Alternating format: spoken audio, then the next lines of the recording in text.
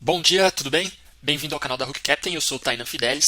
Aqui no canal a gente se propôs a compartilhar o devlog da Hook Captain, que se propõe a ser uma plataforma que permite acessibilidade à produção de tecnologia. A gente quer que qualquer pessoa seja capaz de produzir tecnologia de ponta sem precisar de vários conhecimentos técnicos de engenharia e, enfim, que são necessários hoje. E hoje, para continuar nessa nossa saga aí de desenvolvimento, eu vou falar sobre compiladores. Por que eu vou falar e por que eu estou estudando isso? Porque se vocês acompanharam os vídeos anteriores, fica bem claro que para a gente fazer o que a gente se propõe a fazer, ou seja, tornar o desenvolvimento de tecnologia algo muito mais alto nível, para que qualquer pessoa consiga fazer isso, até por meio de voz, né, falando a solução que ela deseja e tendo esse resultado construído ali a partir dessa fala, que seria uma linguagem natural, tem muito a ver com como se desenvolve tecnologia hoje para a gente poder entender ainda melhor e ir evoluindo isso, né? A partir de como se faz hoje, como que a gente pode dar passos para ir rumo a esse alto nível. No último vídeo a gente falou sobre modelos e no vídeo mesmo a gente fala que código, né, que é o jeito que a gente utiliza hoje para desenvolver tecnologia, é um tipo de modelo.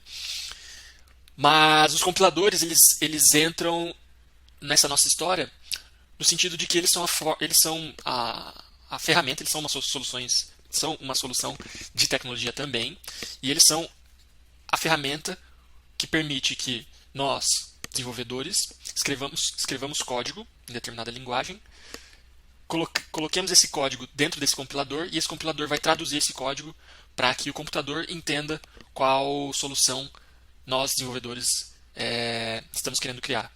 Então, de certa forma, é uma comunicação entre eu, desenvolvedor, escrevo numa forma que já não é a forma que eu falo, mas é uma forma que eu consigo escrever, que eu consigo entender, jogo isso para uma tecnologia, para uma ferramenta que vai traduzir isso para 010101, que é o jeito que código de máquina, enfim, modelos que a máquina entende e que muitos de nós, não entendemos, né? Então, por isso, o compilador se torna essa ferramenta tão essencial.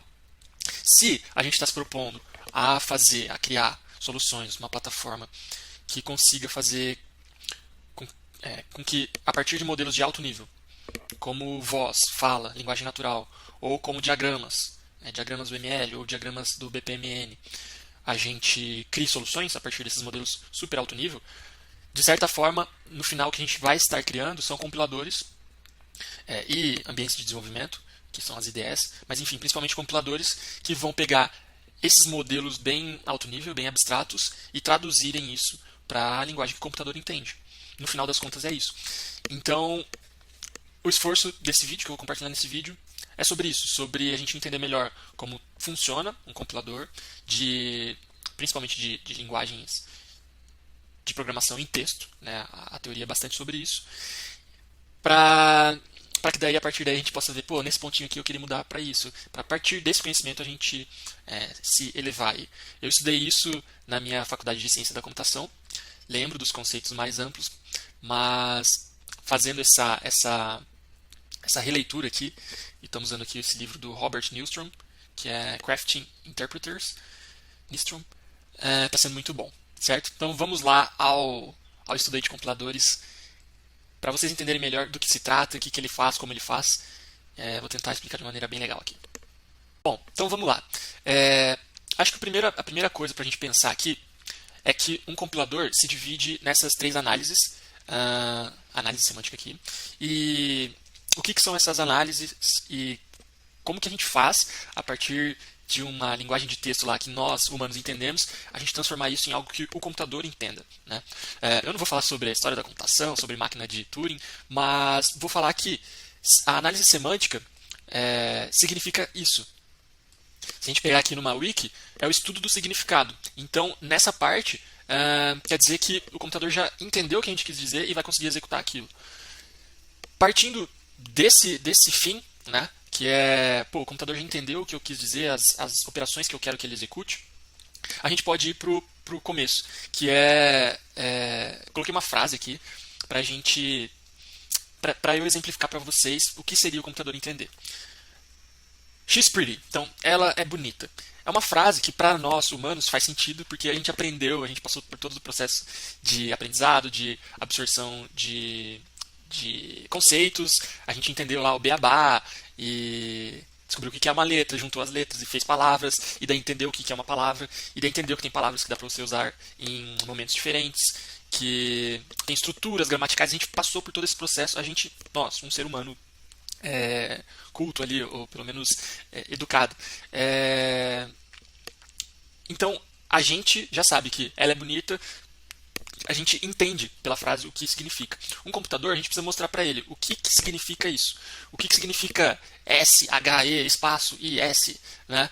PRETTY, ponto. O que significa para ele isso? A gente precisa fazer o passo a passo, né? E eu diria ir agregando informação e muitas vezes clusterizando, ou seja, transformando essa informação que está meio solta para o computador em coisas mais em blocos de informação, e daí sim anotando naquele bloco, esse bloco significa isso. Então, para que no final dessa maratona aqui, ele consiga entender o que a gente quis dizer, certo? Então, no começo aqui era assim, depois eu entendi assim, mas foi juntando, e agora eu entendo do que se trata aquela expressão, mas de um jeito que agora que é meu, que eu entendo, que seria o código mais perto do código de máquina que eu comentei antes. Então ele cria ali um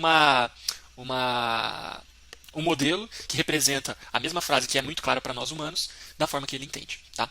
Então vamos colocar como objetivo principal do compilador esse entendimento semântico, né, do que significa essa entrada, porque daí, a partir do momento que ele entende, ele pode ou interpretar, executar aquele código, principalmente se for código matemático, né?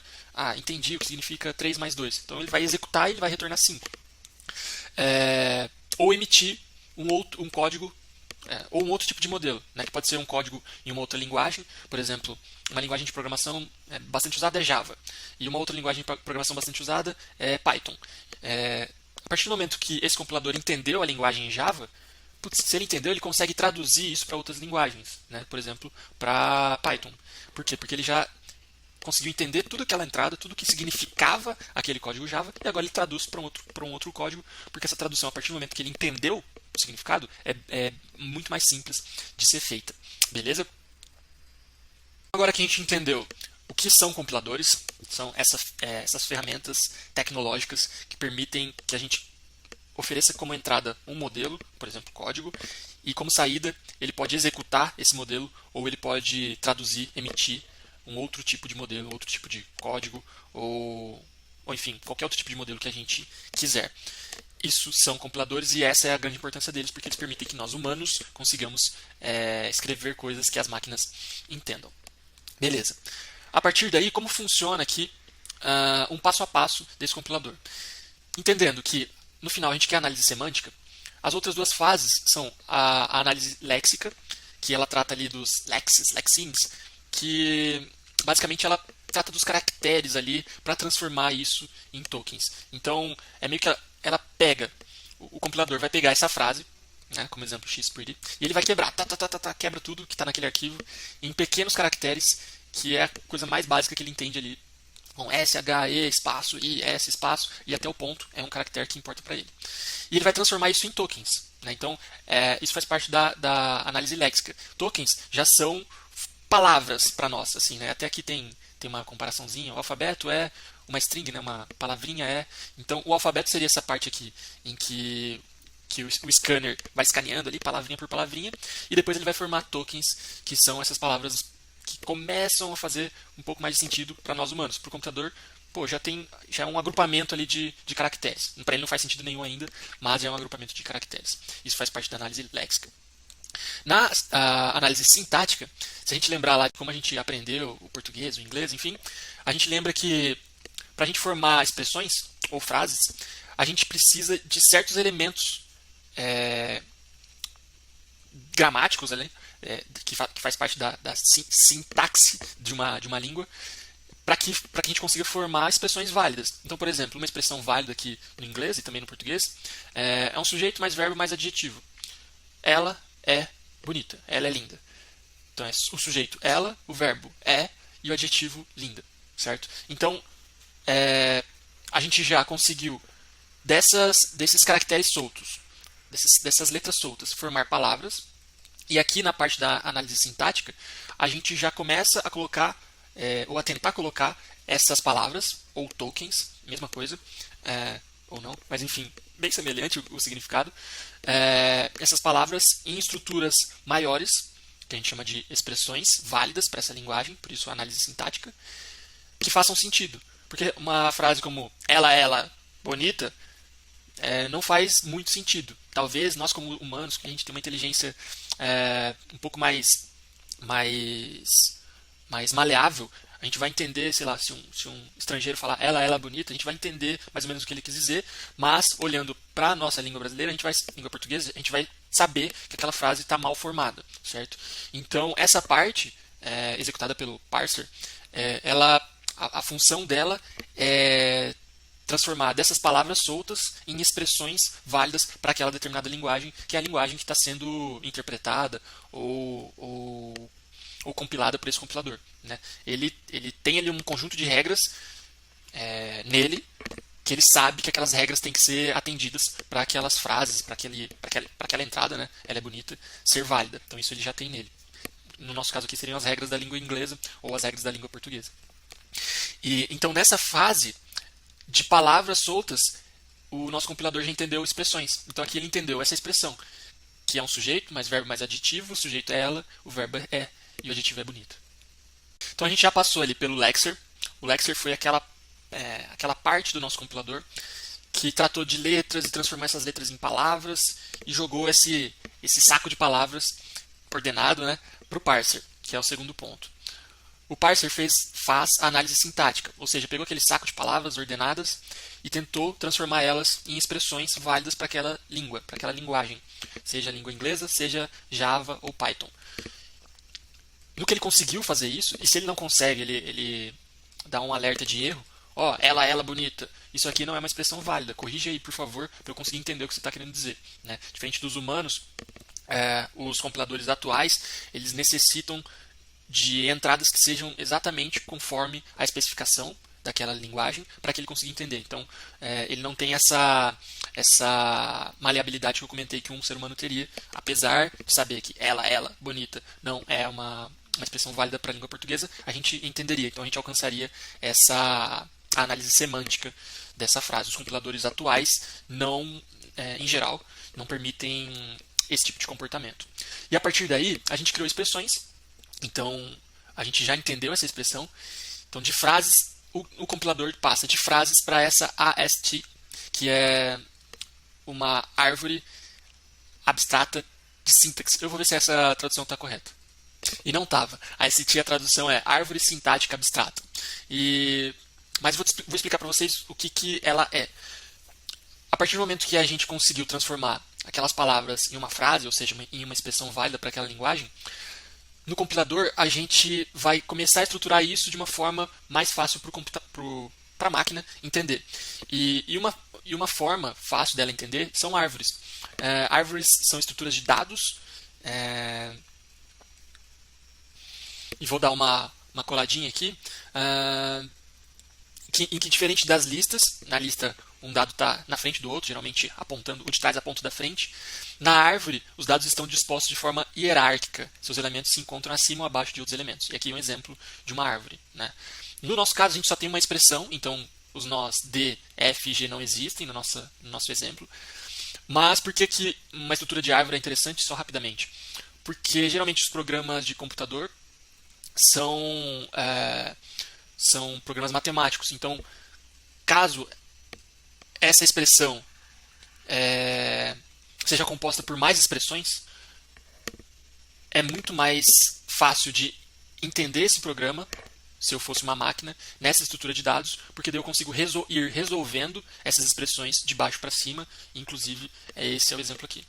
Então, aqui é diferente da nossa X-Pretty ali, né? Ela é linda, que é um problema matemático. Então, 1 mais 2 vezes 3 menos 4. Né? Então, essa seria a entrada desse programa. Só que aqui, a gente tem várias expressões. Então, primeiro, ele vai resolver essa expressão de baixo, 2 vezes 3, e ele vai gerar 6. Depois, ele vai resolver essa segunda expressão, que é 1 mais a expressão de baixo. Só que agora ele já resolveu essa expressão. Então é 1 mais 6. E depois ele vai resolvendo até chegar na solução. Então a estrutura de dados em formato de árvore é muito útil, muito interessante para o compilador, porque assim ele consegue, na hora de interpretar ou executar essa entrada, ele consegue fazer isso de uma forma muito mais simples, mais nativa, né? É mais natural para ele fazer isso em uma forma de árvore. Então aqui são as ASTs, e isso tudo faz parte do parser. Então, a partir de uma frase que a gente conseguiu encaixar ela numa regra da linguagem, a gente agora tem uma árvore sintática. E agora, já encaminhando para o fim do vídeo, depois que eu já me adiantei um pouco, mas principalmente para vocês entenderem por que essa estrutura de dados de árvore e não continuar ali em lista, né? Mas vocês entenderam ali, espero que tenham entendido a vantagem disso. A partir do momento que aquela entrada já está entendida pela nossa máquina, ali, pelo nosso compilador, em formato de árvore, como vocês viram, um passo já poderia ser executar ou interpretar essa árvore, porque se a gente já pegou aquela entrada e até adicionei aqui, mas se a gente já entendeu essa estrutura, então isso aqui é o que a gente mandaria para o computador. Toma esses caracteres aí, abre parênteses, 1, mais, abre parênteses, 2, asterisco. Putz, ele tem que entender a parte semântica disso. Se ele já conseguiu estruturar isso de uma forma mais fácil para ele executar isso, o próximo passo seria executar essa árvore. Ou seja, 2 asterisco 3, eu já sei que é uma regra sintática aqui, uma expressão válida, e que eu sei executar. Porque 2 vezes 3 é muito simples para mim, e eu sei que 2 vezes 3 dá 6. A partir disso, 1 mais 6 ele também já encaixa como uma regra válida e que ele sabe executar. E depois 7 menos 4 também é uma regra válida que ele sabe executar. E depois 3 é 3. 3 já é um valor primitivo que a gente fala, ou seja, um valor óbvio até para a máquina. Então, é um valor óbvio para nós e é um valor óbvio para a máquina. E esse é o resultado da execução desse texto, né, que no final das contas é um texto que eu escrevi aqui. Eu poderia mudar e escrever A aqui, mas daí seria uma regra sintática muito provavelmente inválida para a linguagem matemática. E então, isso de executar essa árvore sintática chama-se interpretar. Então, linguagens interpretadas, elas criam essa árvore e já mandam bala, já começam a executar ela para chegar no resultado final. Nesse meio tempo tem as avaliações, evaluations, tem estado e escopo, tem bastante a ver com variáveis aqui. Eu dei até um exemplo, né? Caso nossa entrada tivesse variáveis, elas deveriam ser avaliadas de acordo com o escopo delas. Então, por exemplo, se a gente tivesse uma função aqui, não vou explicar o que é uma função, mas sigam o baile junto comigo aqui. Ela é x. X é o quê? Uma variável. A gente não sabe. E o nosso programa a gente mandou isso. Olha. Ela é x. E x é uma variável. Vamos dizer que isso aqui é uma frase válida para o nosso programa. E em tempo de execução, ou seja, quando eu vou interpretar esse programa, eu falo, x é linda, tá? X é linda. E o resultado, ela é linda. Então, x wonderful, porque o nosso x é igual a wonderful. Isso aqui faz parte do estado, ou seja, a gente precisa guardar, o compilador precisa saber que x está se referindo a wonderful, diferente daqui, em que sempre o resultado é x pretty. Aqui, dependendo do valor de x, o resultado final do nosso programa vai ser diferente. E isso trata-se de avaliação, essa etapa da avaliação, em que a gente vai guardar o estado da nossa aplicação, do nosso programa. A gente vai saber lá que x tem dentro dele wonderful, e na hora de executar esse programa, a gente vai apontar. Sempre que a gente vê x, a gente vai falar, é wonderful, para dar o resultado final. E um outro caminho é o de gerar código. Por exemplo, código de máquina, ou por exemplo, um código de uma outra linguagem, igual eu dei o exemplo de Java para Python, que a gente chama de transpilar. Diferente de compilar, seria transpilar. Você entende aquele código e depois você traduz ele para uma outra linguagem. E assim a gente fecha todos, eu acho que é por aí, né? Tem erro no meio, mas os principais casos de uso de um compilador, que, recapitulando, é o software que trata de traduzir modelos de problemas, geralmente problemas que no final vão ser problemas matemáticos, mas vamos colocar aqui, é o software que trata de traduzir de um modelo, geralmente de um modelo de alto nível, para um modelo de mais baixo nível, ou seja, um modelo mais entendível por humanos para um modelo mais entendível por máquinas. Não necessariamente, não nem sempre, como eu falei, acabei de falar, pode ser que ele traduza apenas transpile, que é traduzir, basicamente. Então, pode ser de um modelo de mesmo nível para um modelo de outro nível igual. Mas principalmente isso. Então, ele consegue entender essa entrada que a gente passou para ele compilador, e no final ou executar esse programa de uma forma automatizada, que tem a ver lá com Turing, enfim, mas enfim, ele consegue executar essa sequência de comandos que a gente passou para ele e dar um resultado muito mais útil para nós, ou ele consegue, no final das contas, depois que ele entendeu o que a gente quis dizer, traduzir isso para uma outra linguagem, basicamente, ou um outro tipo de modelo. Por que eu estou usando modelo e não linguagem, código sempre? Porque no nosso trabalho aqui na Hook Captain a gente muito provavelmente vai ter outros tipos de modelo que não texto, que não código, linguagem de programação, como por exemplo diagramas. E a gente quer que a partir de diagramas de alto nível a gente consiga gerar código ou numa linguagem como Java ou Python, ou já numa linguagem já em código de máquina. Para aquele diagrama ser interpretado, a gente vai falar aqui sobre o ML executável e sobre outras correntes de estudo nesse sentido. E, bom, espero que vocês tenham gostado. É um conteúdo bem complexo, não é fácil. E apresentei aqui vários termos novos para vocês, muito provavelmente. Se você já é da computação, provavelmente você já manja como o compilador funciona. E também tentei usar aqui uma analogia mais simples, né, de uma linguagem natural humana, aqui como o inglês ou o português, para tentar conectar aí no que o compilador de fato faz. Mas esse exemplo aqui, mais à direita, já é um código que poderia ser executado na maioria das linguagens de programação. Só que a sintaxe, as regras gramaticais já são diferentes, já são de uma linguagem de programação diferente aqui do inglês. Mas o funcionamento é bem parecido. Né? E se a gente conectar no jeito que a gente pensa, né, nós como humanos, também é esse tipo de funcionamento. A gente pensa quase como uma máquina. Quem foi educado. Beleza? Espero que tenham gostado. Cliquem aqui embaixo e soltem o dedo no like e se inscrevam no canal. E a gente vai avançando ali nos estudos aqui da Hook Captain. Até a próxima!